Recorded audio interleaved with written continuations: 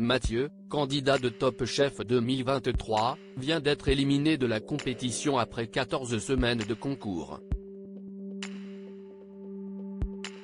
À l'occasion de ce départ aux portes de la finale, il revient avec nous sur cette sortie prématurée.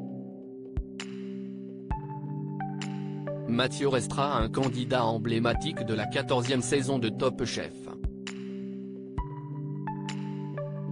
Premier candidat à se présenter avec son frère Jacques dans le concours culinaire de M6, mais aussi seul candidat, toutes saisons confondues à avoir été choisi par tous les chefs lors de la composition des brigades. Sa cuisine tantôt brute, tantôt osée a enthousiasmé les juges invités ainsi que Philippe Etchebest, Paul Perret et tout particulièrement son mentor sur le concours, Glenn Viel. Alors qu'il a chuté au plus mauvais, le cuisinier exilé en Nouvelle-Zélande est revenu sur son parcours et ce qu'il retient de sa participation. Mathieu Lagarde éliminé de Top Chef 2023, Dany a réussi à me déstabiliser Télé Loisirs, pourquoi avoir choisi d'imposer le faisan lors de votre épreuve de demi-finale? Mathieu, c'est un gibier que j'ai déjà chassé et dont j'apprécie le goût. En tant que cuisinier, cette viande demande de la maîtrise. Je me suis dit que ça serait intéressant de faire une cuisine réelle. En travailler le faisan en entier, leur demander de le plumer, ça représente vraiment ce qu'est la cuisine. C'est plus gratifiant de faire les choses sous sa vraie forme, de faire les choses de A à Z parce que comme ça, tu as plus de connexion avec le produit. Et je me suis dit que ça pouvait perturber les autres candidats. C'est parce qu'il n'y avait pas ce contact avec le produit que vous avez été déstabilisé par l'épreuve de Dany? Si j'ai été déstabilisé, c'est parce que la cuisine moléculaire est quelque chose que j'ai fait il y a des années et ça n'a jamais vraiment connecté avec moi.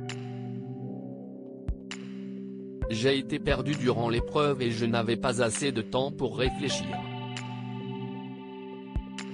Je dis bravo à Dany parce qu'il a réussi à me déstabiliser et c'était le but.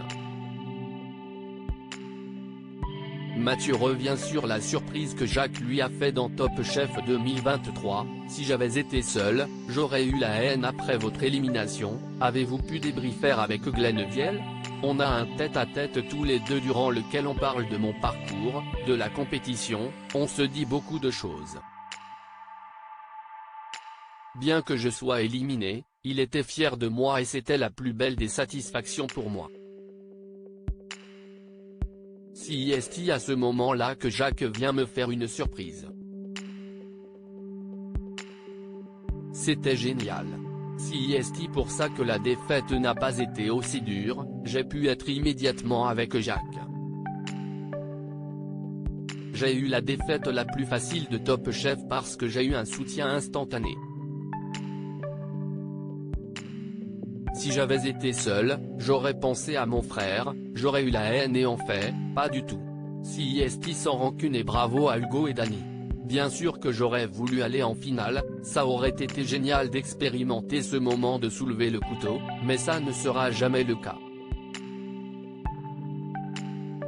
Vous saviez que Jacques était à Paris? Mais non. Il a respecté Top Chef de bout en bout. Quand il a fait la brigade cachée, il ne m'a rien dit, quand il m'a fait la surprise, ce connedé, il ne m'a rien dit. Mais il a eu raison, ça a été beaucoup plus impactant. J'étais trop content de le voir. Que retenez-vous de votre parcours? J'ai eu la chance d'aller aussi loin et d'avoir beaucoup ri avec Glenn Viel. Ce sont des souvenirs qu'on ne pourra pas me prendre.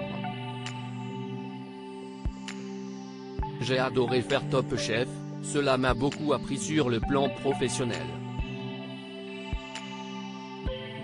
J'ai appris la cuisine instinctive que je ne pratiquais pas.